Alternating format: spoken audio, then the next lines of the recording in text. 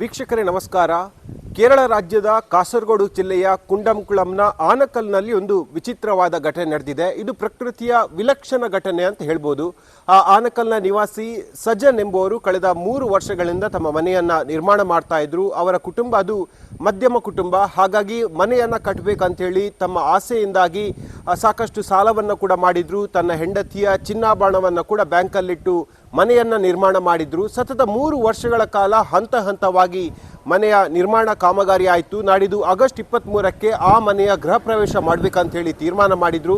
ಕೊನೆಯ ಕಾಮಗಾರಿಯ ಹಂತವಾಗಿ ಸೆಪ್ಟಿಕ್ ಟ್ಯಾಂಕ್ ಅನ್ನ ಅವರ ಮನೆಯ ಪಕ್ಕದಲ್ಲೇ ತೋಡಿದ್ರು. JCB ಮೂಲಕವಾಗಿ ಸುಮಾರು 6 ಫೀಟ್ನಷ್ಟು ತೋಡುವಾಗ ಒಂದು ವಿಚಿತ್ರವಾದ ಘಟನೆ ಆಗಿದೆ. 6 ಫೀಟ್ ತೋಡುವಷ್ಟರಲ್ಲಿ ಒಂದು ಸುರಂಗ ಕಾಣಿಸಿಕೊಂಡಿದೆ. ಆ ಬಳಿಕ ಮತ್ತು ಮಣ್ಣನ್ನು ತೋಡಿದಾಗ ಬೃಹತ್ ಸುರಂಗ ಕಾಣಿಸಿಕೊಂಡಿದೆ. ಹೀಗಾಗಿ ಮನೆ ಮಂದಿ ಈಗ ಸಂಪೂರ್ಣವಾಗಿ ಆತಂಕಗೊಂಡಿದ್ದಾರೆ. ಕೆಳಗಿಳಿದು ನೋಡುವಂಥ ಸಂದರ್ಭದಲ್ಲಿ ಆ ಮನುಷ್ಯರು ಆರಾಮವಾಗಿ ನಡೆದುಕೊಂಡು ಹೋಗಬಹುದಾದಂತಹ ಅಷ್ಟು ದೊಡ್ಡ ಸುರಂಗ ಇದಾಗಿರುವಂಥದ್ದು. ಸುಮಾರು 100 ಮೀಟರ್, ಹತ್ತತ್ರ 100 ಮೀಟರ್ ಈ ಸುರಂಗ ಇದೆ. ಅವರು ಕಟ್ಟಿಸಿದಂಥ ಮನೆಯ ಕೆಳಭಾಗದಲ್ಲೇ ಆ ಸುರಂಗ ಇರೋದು ಕೂಡ ಗೊತ್ತಾಗಿದೆ. ಹಾಗಾಗಿ ಮನೆ ಮಂದಿಗೀಗ ಸಾಕಷ್ಟು ಆತಂಕ ಎದುರಾಗಿದೆ.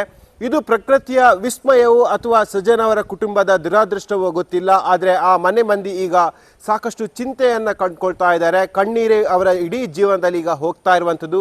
ಯಾಕಂದರೆ ಸಜನ್ ಅವರ ಕುಟುಂಬ ಹೇಳ್ತಾ ಇರುವಂಥ ಪ್ರಕಾರವಾಗಿ ಕಳೆದ 3 ವರ್ಷಗಳಿಂದ ಈ ಮನೆಯ ನಿರ್ಮಾಣ ಕಾಮಗಾರಿ ಆಗ್ತಾ ಇದೆ. ಹಂತ ಹಂತವಾಗಿ ಹಣ ಇಲ್ಲದ್ರೂ ಕೂಡ ತಾವು ಕೂಡಿಟ್ಟ ಹಣ ಆಗಿರ್ಬೋದು, ತಮ್ಮ ಚಿನ್ನಾಭರಣವನ್ನು ಬ್ಯಾಂಕಲ್ಲಿಟ್ಟು ಅದರಲ್ಲಿ ಬಂದಂಥ ಹಣ ಆಗಿರ್ಬೋದು, ಬ್ಯಾಂಕಲ್ಲಿ ಮಾಡಿದಂಥ ಆ ಲೋನ್ನ ಎಲ್ಲ ಹಣವನ್ನು ಸೇರಿಸಿ ನಾವು ಒಂದು ಮನೆಯನ್ನು ನಿರ್ಮಾಣ ಮಾಡ್ತಾ ಇದ್ವಿ. ಇದು ಬಹಳ ಒಂದು ಕನಸಿನ ಮನೆಯಾಗಿತ್ತು. ಆಗಸ್ಟ್ 23ನೇ ತಾರೀಕು ಈ ಮನೆಯ ಗೃಹ ಪ್ರವೇಶಕ್ಕಾಗಿ ನಾವೆಲ್ಲವೂ ಕೂಡ ಸಿದ್ಧತೆ ಮಾಡಿಕೊಂಡಿದ್ವಿ.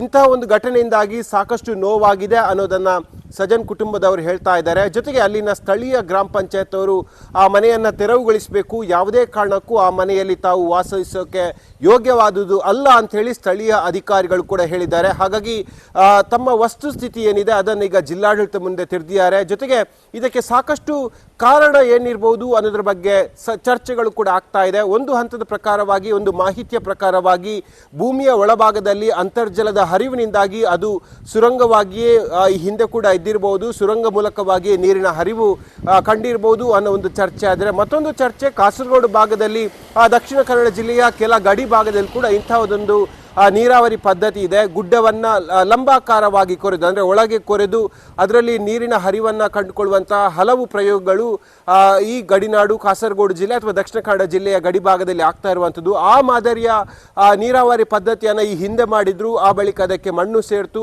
ಈಗ ಆ ಘಟನೆ ಬೆಳಕಿಗೆ ಬಂದಿರಬಹುದೆಂಬ ಚರ್ಚೆಗಳು ಕೂಡ ಆಗ್ತಾ ಇದೆ. ಆದರೆ ಪ್ರಕೃತಿಯ ಇಂತಹ ವಿಸ್ಮಯವಾದ ಘಟನೆ ಅವರ ಕುಟುಂಬಕ್ಕೆ ಸಾಕಷ್ಟು ನೋವನ್ನು ಉಂಟು ಮಾಡ್ತಾ ಇದೆ. ಸಾಕಷ್ಟು ಮಂದಿ ಅಲ್ಲಿ ಸಾಮಾಜಿಕ ಜಾಲತಾಣದ ಇನ್ಫ್ಲುಯೆನ್ಸರ್ಗಳಾಗಿರ್ಬೋದು, ಕುತೂಹಲಿಗರು ಹೋಗಿ ಅಲ್ಲಿ ನೋಡಿಕೊಳ್ತಾ ಇದ್ದಾರೆ. ಜೊತೆಗೆ ಅದರ ಸುರಂಗ ಆಗಿರುವಂಥ ಬೃಹತ್ ಸುರಂಗ ಏನಿದೆ ಅದು ಬಹಳಷ್ಟು ವಿಸ್ಮಯವನ್ನು ತಂದುಕೊಳ್ತಾ ಇದೆ. ಕೆಲವರು ಬೇರೆ ಬೇರೆ ಚರ್ಚೆಗಳನ್ನು ಮಾಡ್ತಾ ಇದ್ದಾರೆ. ಇದು ಭೀಮನ ಗುಹೆ ಅನ್ನೋದನ್ನು ಕೂಡ ಕೆಲವರು ಚರ್ಚೆಗಳನ್ನು ಮಾಡ್ತಾ ಇದ್ದಾರೆ. ಆದರೆ ಚರ್ಚೆ ಸತ್ಯ ಮಿಥ್ಯ ಯಾವುದೂ ಕೂಡ ಆದರೂ ಕೂಡ ಇದಕ್ಕೆ ಅಂತಿಮವಾಗಿ ಸರ್ಕಾರಕ್ಕೆ ವರದಿಯನ್ನು ಕೊಡಬೇಕಾದಂಥವರು ಜಿಯೋಲಾಜಿಕಲ್ ಸರ್ವೆ ಅವರು. ಹಾಗಾಗಿ ಭೂಗರ್ಭ ತಜ್ಞರು ಸ್ಥಳಕ್ಕೆ ಇನ್ನೂ ಕೂಡ ಬಂದಿಲ್ಲ. ಆದಷ್ಟು ಬೇಗ ಬರಲಿ, ಈ ಬಗ್ಗೆ ಒಂದು ವರದಿಯನ್ನು ಸಿದ್ಧ ಮಾಡಿ ಸರ್ಕಾರಕ್ಕೆ ಕೊಡಲಿ.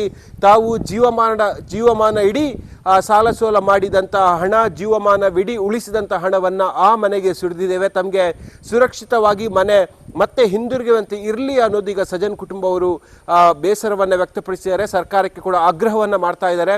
ಜೊತೆಗೆ ಸಾಮಾಜಿಕ ಜಾಲತಾಣಗಳಲ್ಲಿ ಇವರ ಕಷ್ಟವನ್ನು ಕಂಡು ಹಲವಾರು ಜನ ದಾನ ಮಾಡೋಕ್ಕೆ ಕೂಡ ಮುಂದಾಗಿದ್ದಾರೆ. ಆದರೆ ಒಂದು ಮನೆ ಅಂತಿಮ ಹಂತದಲ್ಲಿ ಇರುವಾಗ, ಮನೆ ಗೃಹ ಪ್ರವೇಶಕ್ಕೆ ದಿನಗಣನೆ ಇರುವಾಗ ಇಂತಹದೊಂದು ದೊಡ್ಡ ಅವಘಡ ಆ ಮಧ್ಯಮ ಕುಟುಂಬವನ್ನು ಈಗ ದಿಗ್ಭ್ರಾಂತಗೊಳಿಸಿದೆ. ಹಾಗಾಗಿ ಕೇರಳ ಸರ್ಕಾರ ಆ ಮನೆಯ ಹಿಂದೆ ಶಕ್ತಿಯಾಗಿರೋಕೆ, ಜೊತೆಗೆ ಅಂತಹಕ್ಕೆ ಏನು ಕಾರಣ ಅನ್ನೋದ್ರ ಬಗ್ಗೆ ತಜ್ಞರ ವರದಿಯನ್ನು ಕೇಳಿದೆ.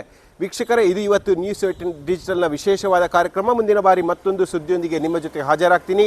ಅಲ್ಲಿ ತನಕ ಎಲ್ಲ ಡಿಜಿಟಲ್ ಪ್ಲಾಟ್ಫಾರ್ಮ್ಗಳಲ್ಲಿ ನ್ಯೂಸ್18 ಫಾಲೋ ಮಾಡ್ತಾರೆ ಅಂತ ಹೇಳುತ್ತಾ ಈ ಕಾರ್ಯಕ್ರಮ ಮುಗಿಸ್ತಾ ಇದ್ದೀನಿ. ಜಾಲ ನಮ್ಮದು, ಬಲ ನಿಮ್ಮದು. ನಿರ್ಭೀತ, ನಿಷ್ಪಕ್ಷಪಾತ, ವಿಶ್ವಾಸಾರ್ಹ ಸುದ್ದಿಗಳಿಗೆ ಮತ್ತೊಂದು ಹೆಸರಾಗಿರುವಂತ ನ್ಯೂಸ್18 ಕನ್ನಡ ಈಗ ಆಪ್ನಲ್ಲೂ ಲಭ್ಯವಿದೆ.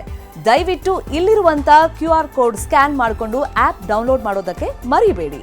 ನಿಮ್ಮ ಬೆಂಬಲ ಹೀಗೆ ಸದಾ ನಮ್ಮೊಂದಿಗಿರಲಿ. ಧನ್ಯವಾದ.